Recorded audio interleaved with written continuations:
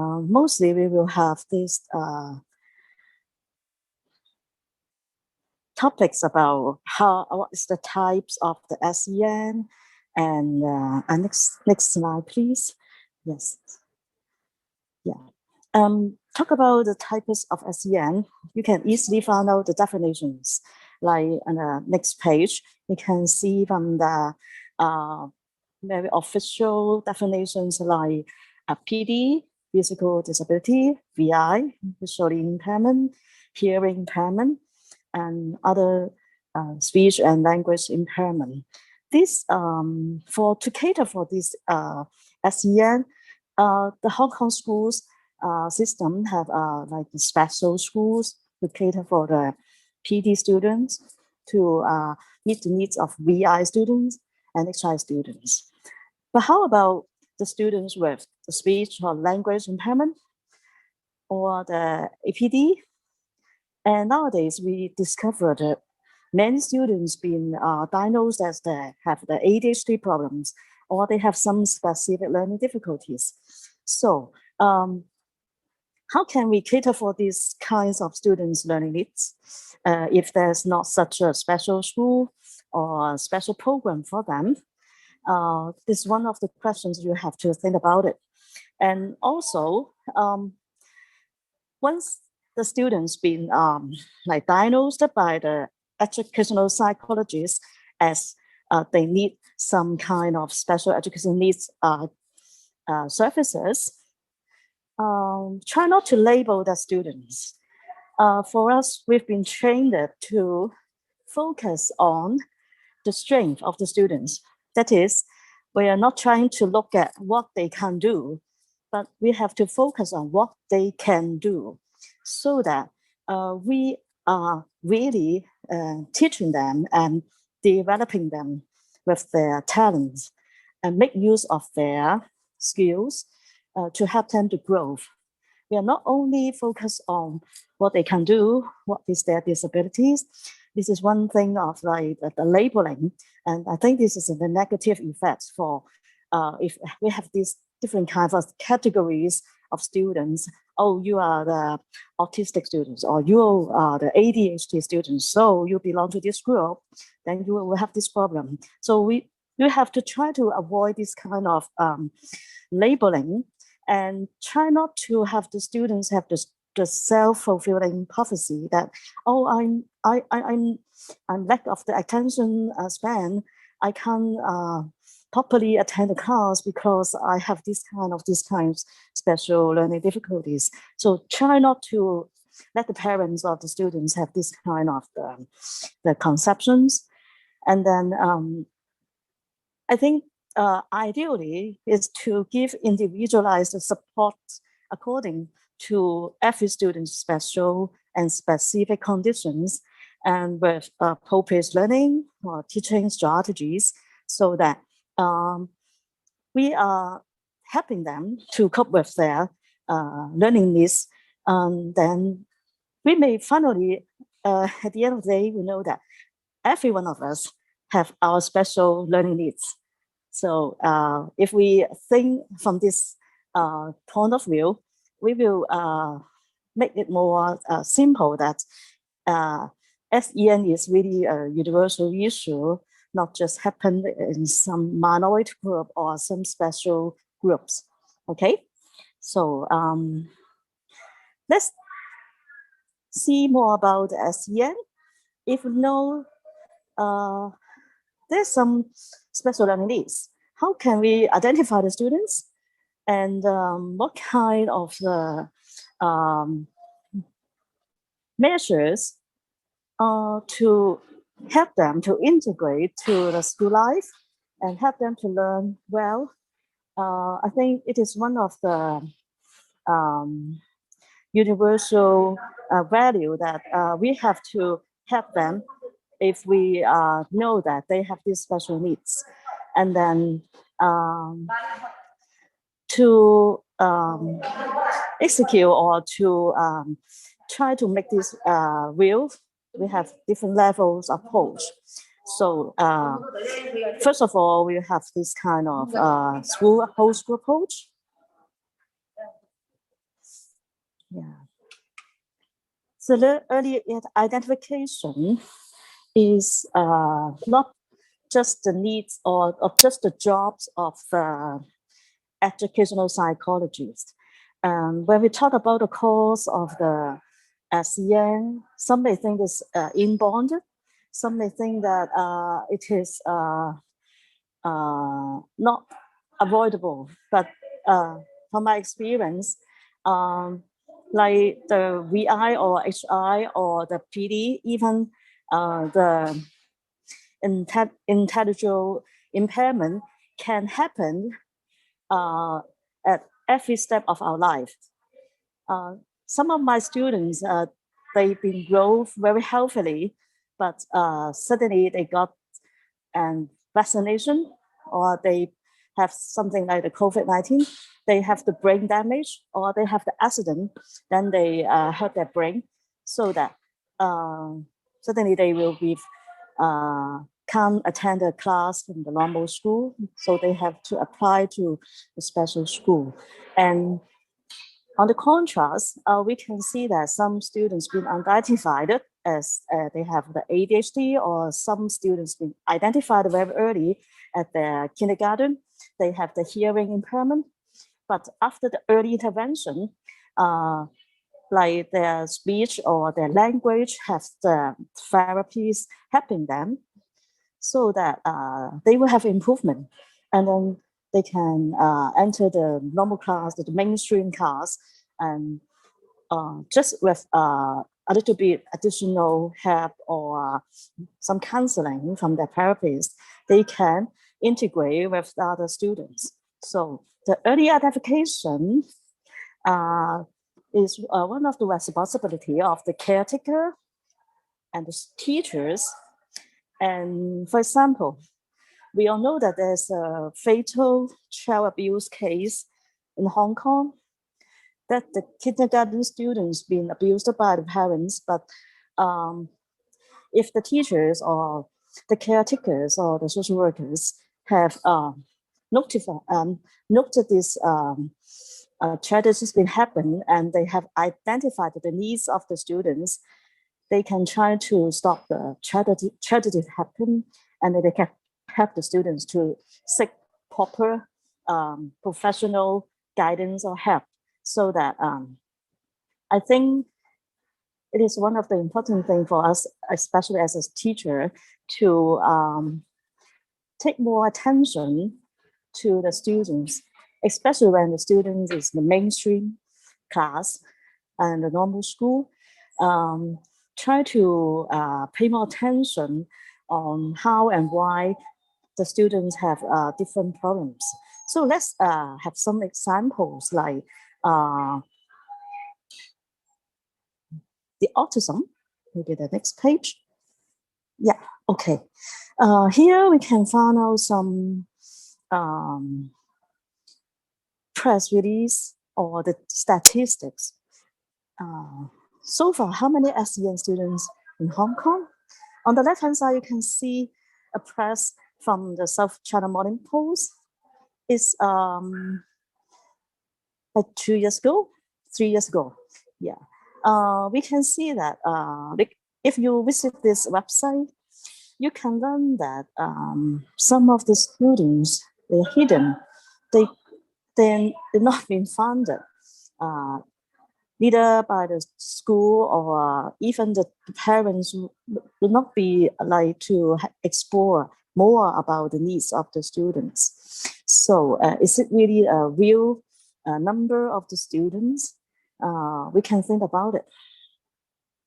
And then on the right-hand side, you can see from the statistics of the HKSAR, you can see the trend of the number of SEN students has been increasing. And you can see that from the statistics, allocations to the special schools, sometimes you can see that the number is not growing very significantly. But for those who have the special needs, the normal or the mainstream students are increasing. So that echo to the problem is how can these students be identified? And is it good that they've been identified earlier and then so that they have early intervention to help them? It is one of the points we can think of a bit more. Yes. So if you have time, you can go to visit the page of the South China Morning Post, and you can explore more figures and the data about the SEN students. From the statistics, you can also see that we have this teachers training for special schools. It's not very significantly increased, but the needs for teaching them is very demanding. I know that every school have this kind of special educational needs proposed to acquire the teachers to have this kind of training so that they can decide the program or they can meet the school's requirement to approach the students and the parents with the whole school approach. Okay, so next, please. Okay, we've been talking about how to identify the students. So please try not to fall into the fallacy that it is some kind. It's not an illness. It is not. Like you've got a sickness and then you've been diagnosed have this disorder. It is not something you have suffered from this illness. It is just like for the ASD, the psychologist has decided some checklists. Like here, you must meet 3 categories: social impairment, language impairment, and repetitive or restrictive behaviors. There's a long list of checklists.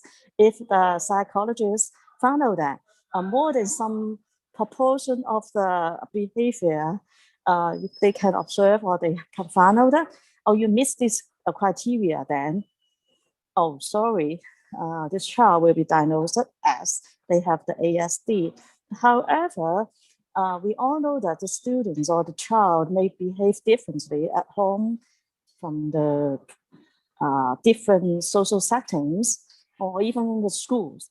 They have different behaviors towards different classroom settings, or they may have different reactions to different teachers, different subjects. So that I believe some of us may remember that when we are learning at the schools, some of our classmates or our friends may have different kinds of like attention span, lack of attention span, or they can't focus. They easily lose their temper. They can't control their behavior, and they sometimes have very disturbing behaviors repetitively that they can't stop. But there's a very serious diagnosis from the educational psychologist that the students been diagnosed as ASD because from time to time the school are receiving the resources from the EDB so that they have to accumulate, or they have to have like a certain amount of these students at the class, or they have this kind of proportion of the students that they can apply for the resources or the sponsorship to tailor-made the program, or they have this kind of resource teachers or manpower to decide the program for them.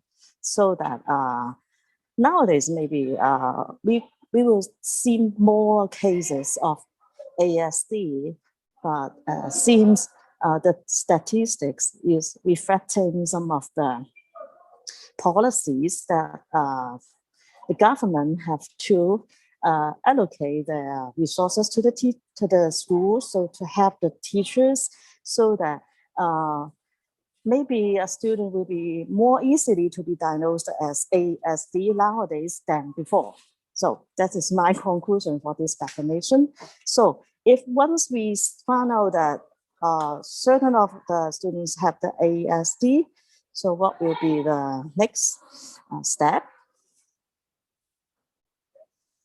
We will have some interventions. So we may have some like professional trainings from the social workers, the psychologists, to have some therapies to them. And this kind of trainings are commonly seen or are immersed to the school curriculums. Like they will have some buddy program to invite the classmates or invite the school extra curriculum activities teachers to organize more social interaction trainings. And then they will immerse some of the programs like the functional communication training to the students, not only language training, but also like effective communication, how to express themselves. And however, don't confuse the ASD with the social pragmatic communication disorder. There's two different kinds of disorder. For the later one, the SCD, we can find that these students have difficulties with the communication with others in social settings. They may not have these difficulties, the family or with the acquaintance with them, but it is some kind of training and therapies they need in the social settings. And also during the training and the therapies, if we help the students to have more experience and we tell them the rules, the norms, they can cope with that. So that for the ASD students, they have more complicated disorders than the SCD students. Okay, I can see there's a question from the chat box. Yes, thanks, Dennis. From your understanding, there's a high correlation between ASD and ADHD. Yeah, so that's the next slide I would like to talk about is ADHD. Yes. So for the ADHD, it's more focused on the attention disorders. So you can see that the attention disorders is one kind of the characteristics developed or found out from the students with the autism, the hyperactivity, inattention, impulsivity. Sometimes maybe we ourselves may find ourselves have one or two of these kinds of characteristics from time to time too. But if you find out the students have these three kinds of the symptoms, and after our teaching, after the systematic behavior modification seems it doesn't work, then this kind of behavior or disorder been counted to be ADHD. So that what is the intervention for this kind of disorder? We can see the next slide. Yeah, they will often lack of certain executive function skills, so that we have to help them to develop such kind of skills. And then how to draw the attention. First of all is to control the learning and the teaching conditions to eliminate the distractions. and we try to help them to focus on the task one by one, so that they can focus on one step and then the next step and then the next step, so that gradually we can help them to develop a profile, or they have their own pace to finish the complicated tasks. And then there may be some communicative misunderstanding, because maybe we have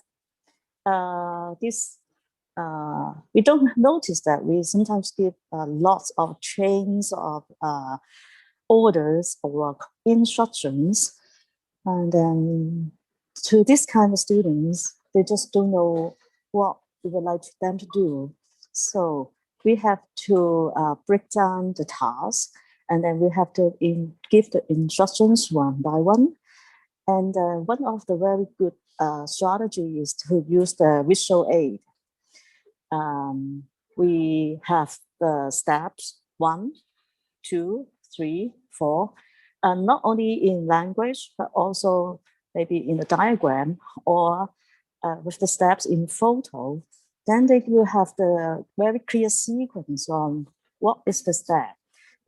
What are we trying to focus now is this action or this job or this task. And we have to try to avoid the overloaded information among the environment, the teaching environment. Like some teachers reflected that for the ADHD students, the Zoom teaching or learning may have some good points for them. They can just concentrate on the screen, and they concentrate on every slide, every step, so that they can learn more efficiently. But on the contrary, some parents refer that the students can't concentrate on the screen, because at the family setting in their background, they have so many distractions. I think this is also one of the problems for the ordinary students. Now they have the Zoom at home, right? So for the ADHD, I think there are many strategies can help them to develop their attention span, and then try to help them to focus on their learning. And when they have been growing up to past their puberty, most of the case have more mature self-control, and they can have more abilities to focus on their task. So that this is one of the disorder that I can see that, the coping skills, they have learned different coping skills. Like my coping skills is different from yours, because my situation is unique to me and not same to you.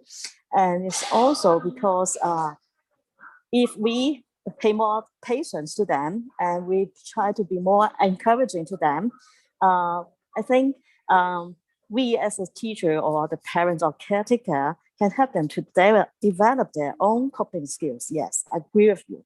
Yes. So how about the next one? Is intervention. We've talked about solution-focused therapies. Some of the psychologists will use the goal-directed intensive therapies.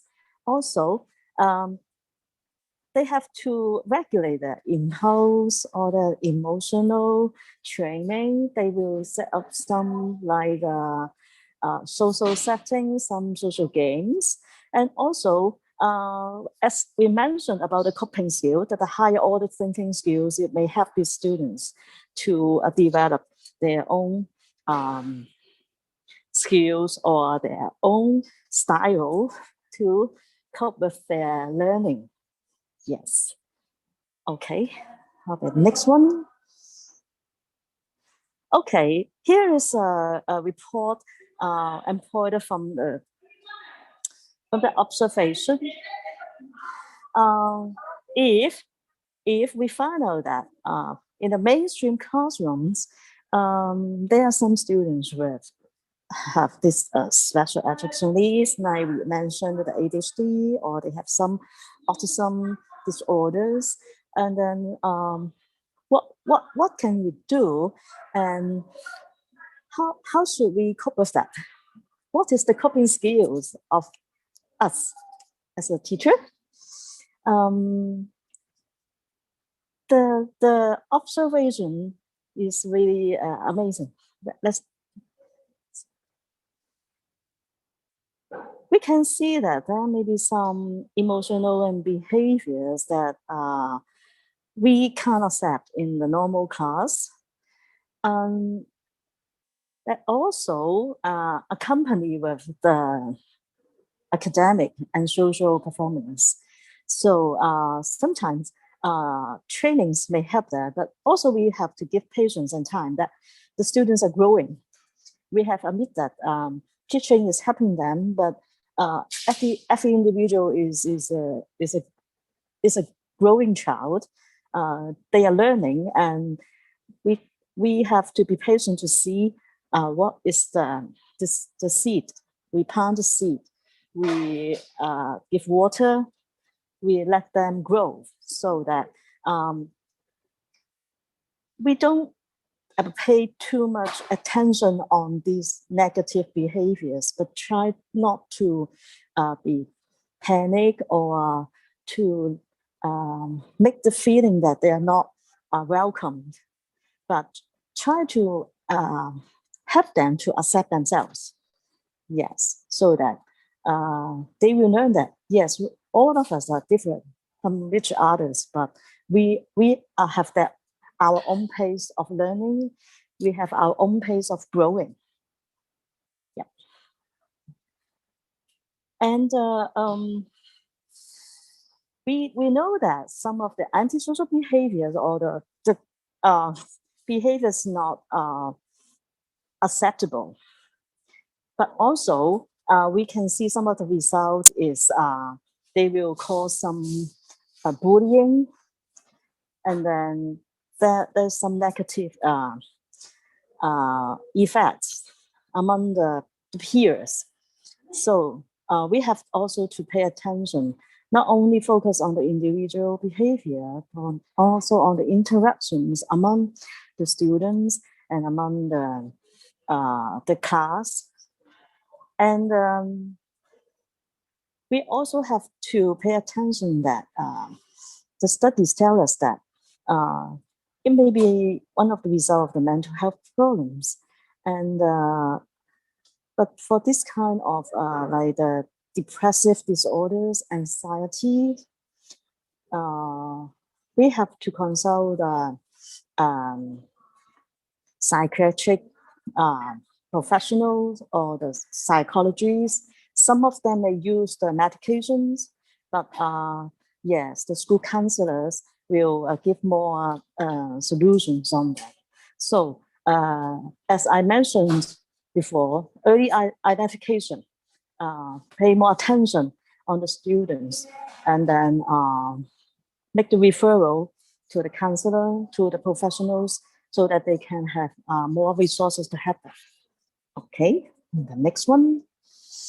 Okay, from the studies, they've mentioned that they have the lifelong risk associated with this SEBD, also for this mental health problem, so that we try to avoid these problems developed from a very beginning, so that helping the students from a very beginning or the early stage of their problems will be very meaningful and helpful to them. Okay, and the next one. Okay, if you would like to see the data, you can try to look at these two studies. I think the challenge for the mainstream schools is much expurgated, because there are more students being diagnosed, as we can see from the statistics we showed you before. For the inclusive application, inclusive is one of the ideal educational stage or milestones, but to really have this kind of the effects, to have this inclusive education benefit to every student, I think we have some more cons or some more like policies or more points we have to notice. I will mention it later. So how about we go on to the next one, please? Yes. As you can see that this like social, emotional, behavioral difficulties, sometimes the parents will try to negate them. They will not see that this is one of the disorders they need to have, or they need to try to focus or amid the effects that that this behavior is affecting the students' learning, not only academic performance, but in the later on, their social life. How can they get along with the school classmates? How can they have their proper social skills when they have their career? I think this kind of difficulties are being faced by the teachers, especially those students maybe they are like a single child. They have these. They are not. It's not only a problem of the socio-economic status, but it is also really one of the phenomena that the people try to be more self-centered, so that the parents won't see that this kind of difficulties is one of the problems they have to face. Yeah, and so I would like to say is that the next one, if the teachers provide more training on social communication and help the students to communicate more functionally, like avoiding just using the electronic devices, more face-to-face interactions, have more social games. And I think even through the PE, the board games, we have these means to develop their social skills. Yeah. Okay, so we try to focus on the individual special educational needs of the students, but as a whole, there are some documents and some policies that the EDB has encouraged the students to have this support from the school. So there are three important documents or reports that you can go and have a look to see how the schools is supporting the students from the whole school approach. And then the next one is the curriculum adaptation. It's not only the curriculum framework, but also learning and teaching strategies. And then also the adaptation is very flexible. You can see that the teachers can tailor-make their curriculum according to the needs of the students. So I can see that this kind of flexibility and allow the room for the teachers to make more suitable and more adaptations for the students is useful to the students. And other than the curriculum adaptation, we also see that under the same curriculum, they have the different progress and the modes of learning. And the teachers can also tailor-make the curriculum so that even the same subject, they can have different contents and different ways of assessment so that they allow the students with individual needs, they can learn under the same curriculum framework, and then they can also achieve according to their own pace and according to their own potential. This is one of the principles for adaptation, we allow the students, they can have their achievements under the same curriculum. Yes. So one of the points is we have to understand the student's starting point. It's like the baseline, and then to adjust, we will involve like we can use the whole year's curriculum, or we can just pick out some special units or some topics so that we can see there will be different progress of the students within the subject. And then if we help the students with SEN to identify their learning objectives, their own learning outcomes, and they have their expected levels of performance, they are not compared to other students. They are just to their own objectives. That will be more reasonable. That is some sort of like the IEP. That they will have like this core learning content, and they develop their own skills. So that I think this point is really important, and it is the main theme of the adaptation, to focus on the individual, not focus on compared to others. Yes. Next, please. Okay. I think we stress on the adaptation. We stress on like the learning materials. We are not just focused on the content, but we also focus on what is the suitable means, or which kind of the materials is suitable for them. Because if we reduce the materials to eliminate obstacles of learning, we are helping them.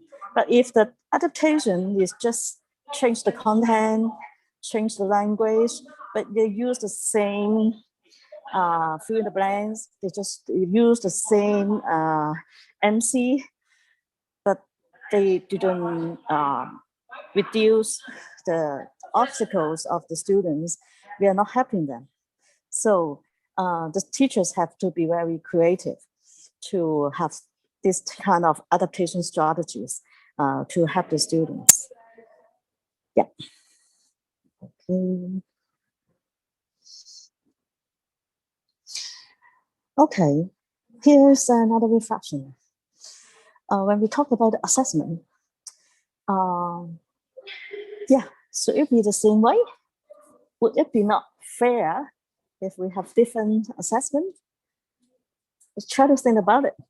And maybe you have some measures on assessments with students with different levels, or you have some strategies to avoid the issue of fairness and the complaints from the parents. Yeah.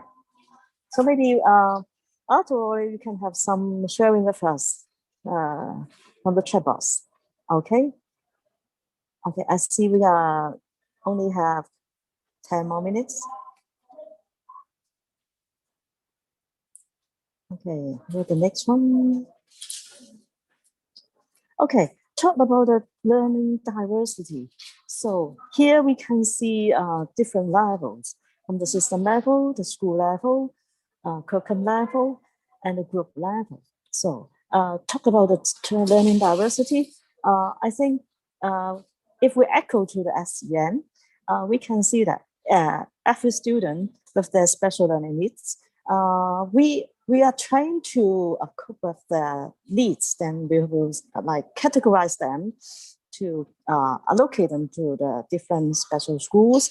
Even in the mainstream schools, I think the schools will group them into different, like the Chinese banding or the English language banding. Some schools may group the students with different mathematical learning abilities, so that the purpose is to try to minimize the diversity of the learning groups. But what if for the same group, the diversity is more complicated? Is it a good way or is it a bad way? Since we tend to see that diversity is not good for learning. Diversity seems should be minimized. So no matter which level, I think it's one of the good issue for us to think. Diversity may have this good side, rather than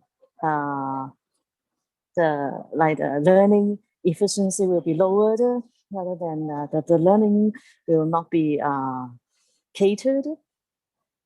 Okay, yes, the next please. If you would like to drill into this issue, so there is a curriculum development booklet called Booklet 05. You can click from the link, and then you can see that Hong Kong is growing to be have a greater diversity in the demographic. And then the students, some of them from the mainland, some of them from other countries, they are coming to Hong Kong, so that these resources, additional resources, is helping the schools to have these students. And then you can see that the EDB is making good efforts and helping the schools to cope with these diversities. Yeah. So what kind of these supports? Like they arrange group and peer guidance. They conduct the co-teaching. They may invite teachers to cater for the students with different levels of like the language levels. And then they may also have these co-teachings from native teachers, so that they will cater for the special needs or the different learning pace of the students. And then, yeah, special assignments, IEP, and after all, this to enhance the students' learning skills. Yeah. Okay. Okay. We try to give more examples on the non-Chinese speaking students in Hong Kong. Can see from the next slide.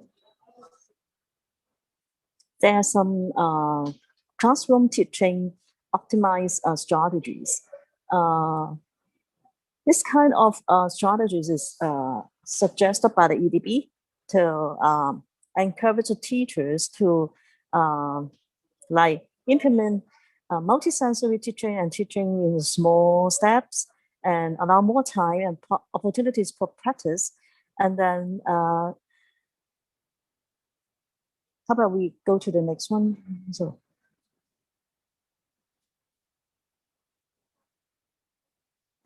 let's skip this one. The other one. Yeah. You can see that there are different programs being organized and sponsored by the EDB to help the non-Chinese speaking students, so that they can develop especially their language through storytelling and singing. develop their talent. And we can see some successful examples in the next step.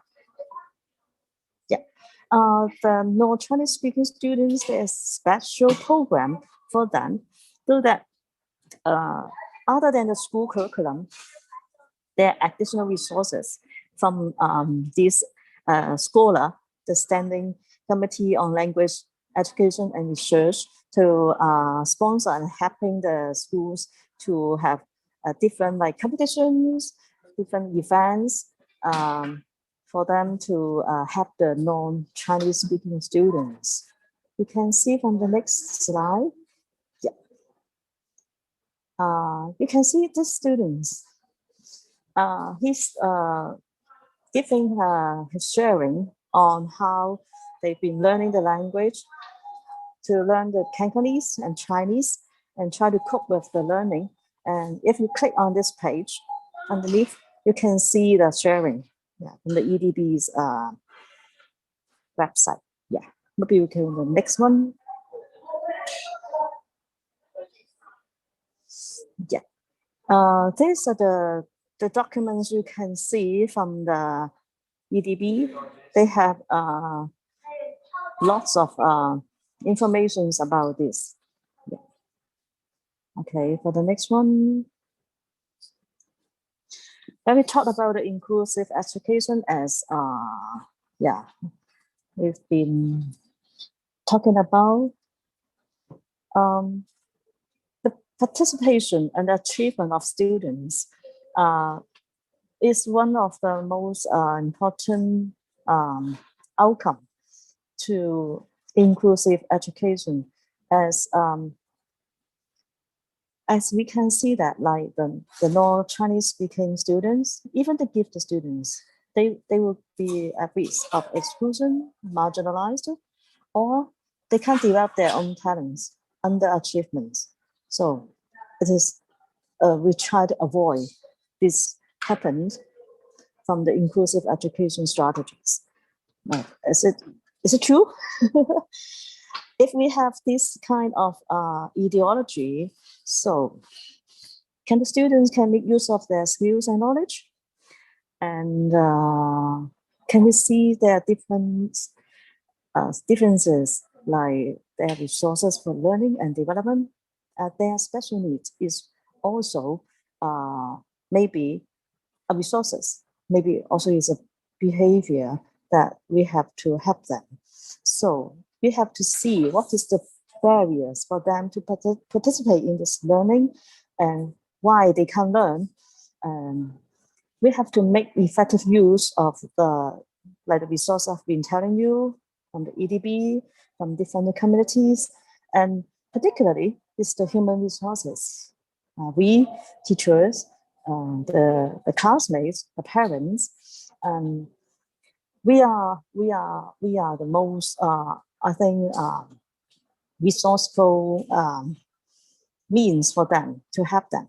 Yeah, not only because we have the professional qualifications, but to understand their needs and to give them support, showing them love and accepting them, and then let them know that we are learning of them. Every one of us have this special educational needs in certain definitions. Yeah. So try to develop a language of practice and a culture of experimentation that they can be thinking that they are part of the community and they are not excluded. And we have to develop a collective will to make it happen. Here is some of the examples. If you go to this website, you can see there's a program called Chatteris. This, you can see from the pictures, there are some students. They have this inclusive work-based learning project. For some of the students, they may be not necessarily to have achievement from the DSE, but they have their own interests and they may have their dreams of their career path. So these SEN youth can have this opportunity to learn, to work, and develop their potential in workplace. I think it's really good example to develop a culture, to develop a collective will to help them. So after all, you can see that to include the students in the school may imply that in the future, they can work in an inclusive environment too. So from the next step, the students can have this learning and working opportunities in Hong Kong. It is very important. After school, what is their career path? How can they cope with their working environment? Maybe some of the issues we can learn. Yeah, this is also showing you that